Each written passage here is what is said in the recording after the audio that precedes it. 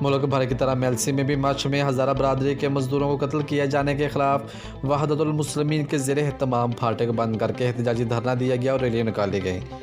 احتجاج میں شامل مظاہرین کا کہنا تھا کہ ہزارہ برادری کے مزدوروں کا قتل ملک میں امن و امان کو خراب کرنے کی سازش ہے۔ اس کا مقصد فرقہ واری کو فروغ دینا ہے۔ شرکاء نے بینرز و کتبے اٹھا رکھے تھے جن پر لبیک یا حسین اور دیگر نعرے درج تھے۔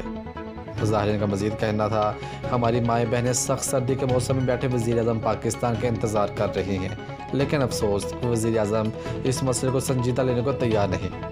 کوئٹہ میں مقتولین کے ورثاء اور ہزارہ برادری کے سینکڑوں افراد 5 روز سے سڑکوں پر لاشیں رکھ کے شدید سردی میں احتجاج کر رہے ہیں۔ حکومت خاموش تماشائی بنی ہوئی ہے۔